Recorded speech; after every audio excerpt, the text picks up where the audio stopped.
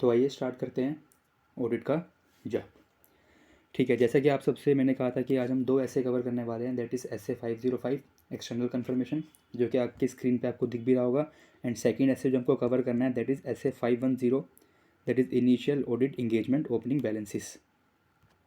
तो आइए स्टार्ट करते हैं ऐसे 505 के साथ। ठीक है, चलिए।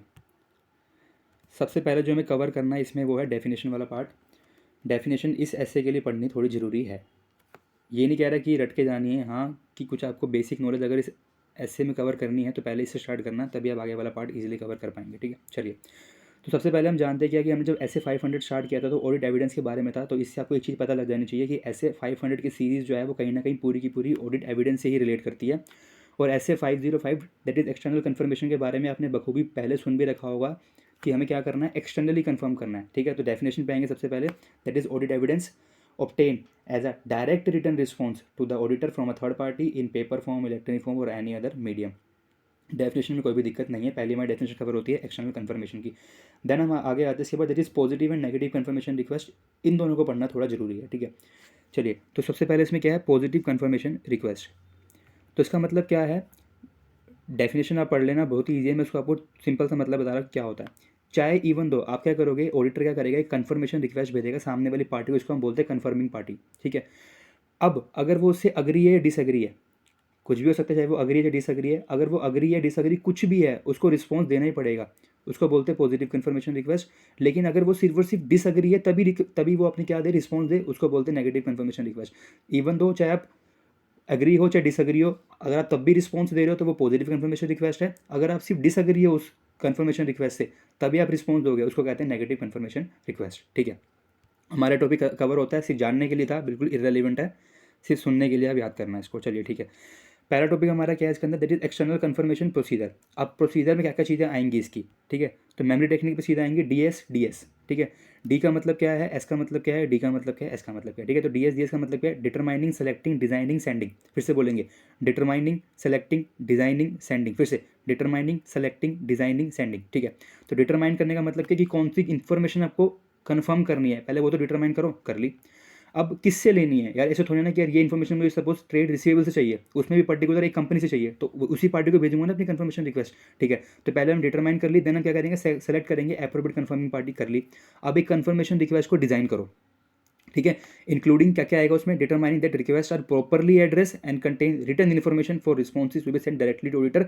एक बात याद रख लेना, external confirmation directly to auditor होता है, मतलब आपको सीधा रिस्पॉन्स जो देना है वो ऑडिटर को ही देना है। ठीक है, एंड लास्ट में आगे रिक्वेस्ट को सेंड कर दो और फॉलो अप कर दो if in the case necessary है तो। ठीक है, तो हो गया डीएस डीएस।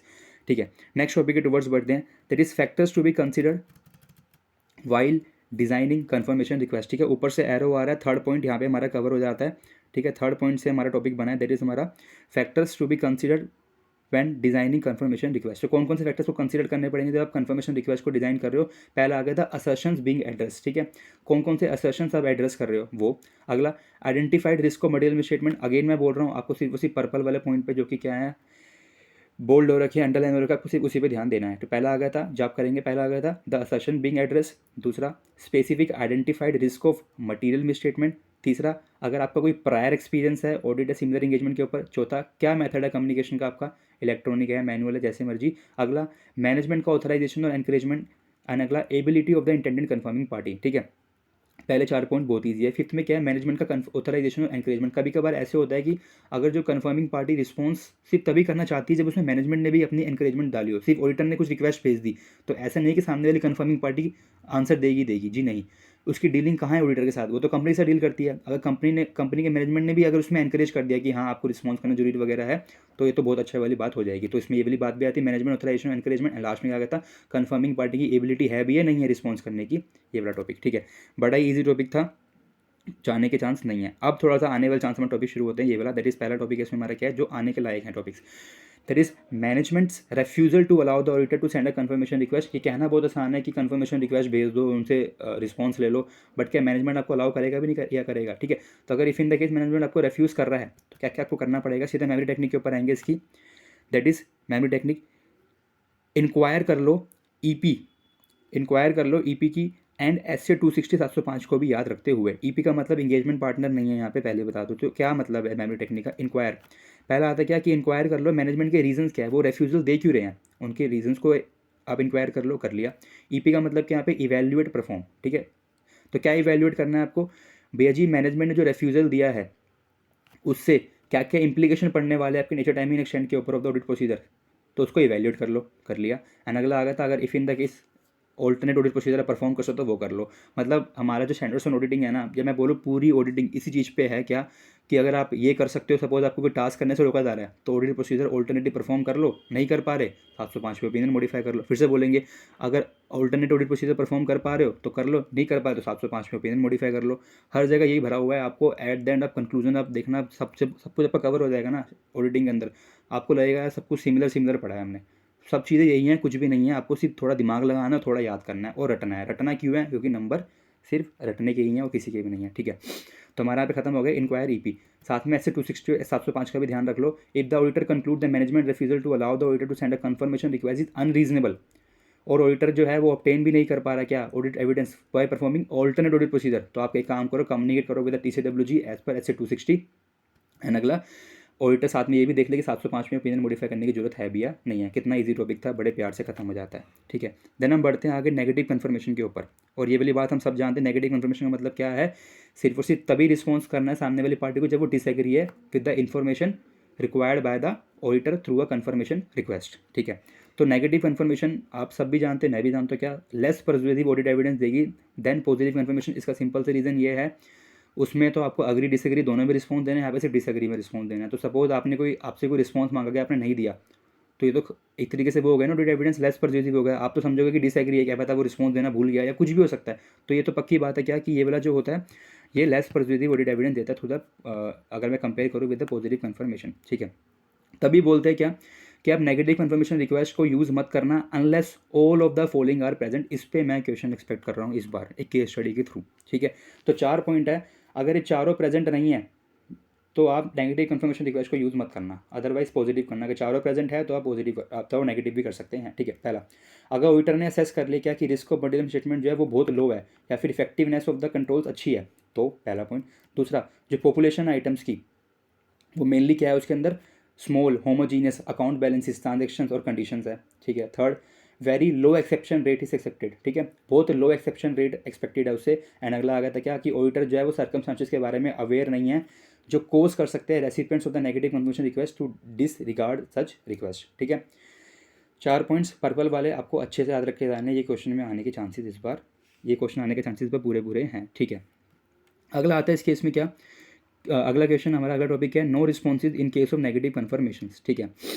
अगर सपोज करके चलो आपने नेगेटिव कन्फर्मेशन रिक्वेस्ट भेजी और कोई रिस्पॉन्स नहीं आया तो आप क्या समझोगे इस चीज़ को। पहला, अगर कोई आपको फेलियर हो गया रिस्पॉन्स रिसीव होने पे तो इसका डायरेक्टली मतलब ये नहीं है कि भैया जी सामने वाली पार्टी ने आपको मतलब आपकी रिक्वेस्ट का रिस्पॉन्स नहीं करा, क्या पता उस इन्फॉर्मेशन से अग्री हो, और अग्री केस में नेगेटिव कन्फर्मेशन में आपको रिस्पॉन्स देने की जरूरत भी नहीं है। तो पहला पॉइंट तो ये हो सकता है। दूसरा, अकॉर्डिंगली अगर एक फेलियर होगी confirming party to respond to negative confirmation request, वो लेस परसुएसिव ऑडिट एविडेंस देती है, ये वाली बात मैं ऊपर भी पढ़ चुका हूँ, as compare to positive confirmation request, तभी एरो ऊपर से नीचे भी आ रहा है। एंड थर्ड में क्या आ गया था, confirming parties also may be more likely to respond indicating their disagreement with the confirmation request when the information is in the request is not in favor and less likely to respond otherwise, ठीक है। बड़ा topic easy था, आगे बढ़ते हैं इसके बाद। Examples of alternative audit procedure the auditor may perform include, ठीक है। अभी हमने ऊपर पढ़ा क्या कि अगर आपको मैनेजमेंट रिफ्यूजल देता है किसी चीज़ की आप कन्फर्मेशन रिक्वेस्ट नहीं भेज सकते तो क्या क्या ऑल्टरनेटिव ऑडिट प्रोसीजर लगा सकते हो, ठीक है। इस ऐसे ने 2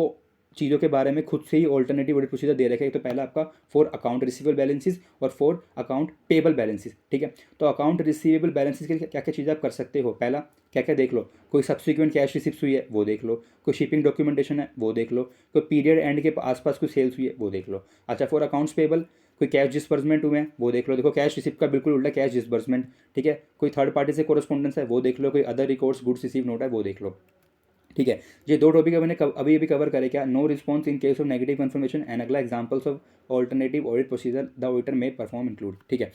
ये दोनों टॉपिक्स आने के चांसेस नहीं है, मैं ये नहीं कह रहा कि टॉपिक्स इररेलेवेंट है, बट आने के चांसेस क्यों नहीं है, क्योंकि एक क्या होता है कि हम ना क्या कर चलते हैं ऑडिट के अंदर या फिर किसी सब्जेक्ट के अंदर हम करते हैं ट्रेंड एनालिसिस की कौन कौन से क्वेश्चन आ चुके हैं, कौन कौन से आने के एक्सपेक्टेड है। तो नवंबर 22 के अंदर इस दोनों टॉपिक्स में से एक क्वेश्चन आ चुका है, आई थिंक 4 नंबर का क्वेश्चन आया था वो है, तो ये टॉपिक ऑलरेडी कवर हो चुका है नवंबर 22 के अंदर, तो इसके आने के इस बार चांसेस कम है, ठीक है, बढ़ते हैं आगे। If a confirming party uses a third party to coordinate and provide responses to confirmation request, इसको आपको सिर्फ जो अगले दो टॉपिक हैं ये दोनों का सिर्फ रीड करके जाना है और कुछ भी नहीं है। ठीक है, पहला, the auditor may perform audit procedure to address the risk that the response may not be from the proper source. अगला, respondent may not be authorise. And अगला आ गया था, integrity of the transmission may have been compromise. ठीक है, next topic हमारा इसमें है that is evaluating the evidence obtain. ठीक है, जब इवेल्युएट करोगे रिजल्ट्स किसके, एक्सटर्नल कन्फर्मेशन रिक्वेस्ट के, ठीक है, तो आपको नीचे दिए हुए 5 पॉइंट्स में कैटेगराइज करना है। ठीक है, इवेल्युएट करते टाइम। ठीक है, पहला क्या आ गया था इसमें, सिर्फ पर्पल वाले आपको ध्यान देना, कुछ भी ध्यान देने की जरूरत नहीं है। पहला, indicating agreement with the information provided, कोई अगर रिस्पॉन्स आया है तो वो अग्रीमेंट में है या नहीं वो देख लो। अगला, कन्फर्मेशन रिक्वेस्ट या फिर provided request information without exception मिली या नहीं मिली वो देख लो। अगला, आ रिस्पॉन्स डीम्ड अनरिलायबल, क्या कोई रिस्पॉन्स जो है वो अनरिलायबल है वो देख लो, या फिर रिस्पॉन्स मिला ही नहीं, या फिर रिस्पॉन्स तो मिला वो इंडिकेट कर रहा है कोई एक्सेप्शन को, आपको वो वाली चीज़ देखनी रहेगी। ठीक है, देन हमारा लास्ट टॉपिक है इस ऐसे के अंदर, that is factors that may assist auditor in determining whether external confirmation procedure are to be performed as substantive audit procedure. Again second question होगा इस ऐसे का जो मैं एक्सपेक्ट कर रहा हूँ इस बार आने के। ठीक है, कौन कौन से फैक्टर्स आपको असिस्ट करेंगे कि भैया जी आपको एक्सटर्नल कन्फर्मेशन प्रोसीजर को यूज़ करना भी है नहीं करना।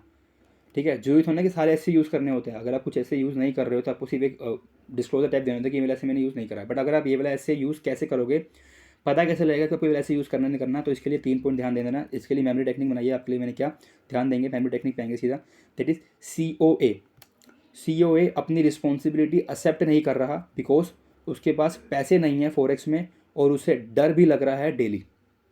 तो COA, सी का मतलब सबसे पहले क्या है कि कन्फर्मिंग पार्टी की नॉलेज चेक कर लो कि है या नहीं है। दूसरा, ऑब्जेक्टिविटी चेक कर लो। फॉर एग्जांपल अगर कन्फर्मिंग पार्टी रिलेटेड पार्टी है तो ये वाली बात तो पक्का श्योर है क्या जो वो रिस्पॉन्स देगा वो लेस रिलायबल होगा।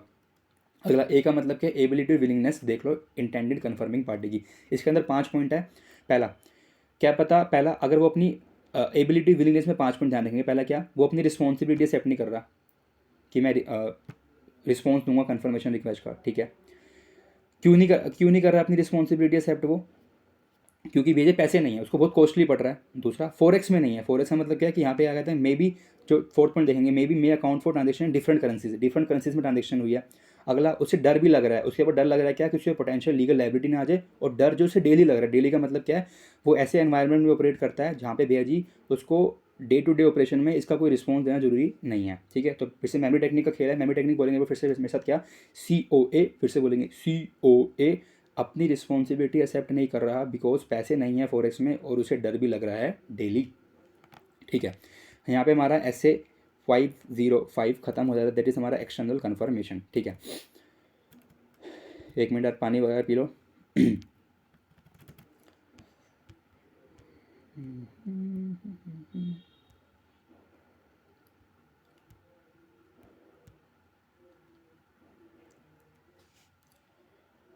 ठीक है, तो पानी वगैरह पी लिया वगैरह आपने। स्टार्ट करते हैं फिर से आगे। ठीक है, चलो। essay 510 that is initial audit engagement opening balances. ये इतना छोटा essay है जिसके ऊपर क्वेश्चन आने के चांसेस बहुत ही कम है।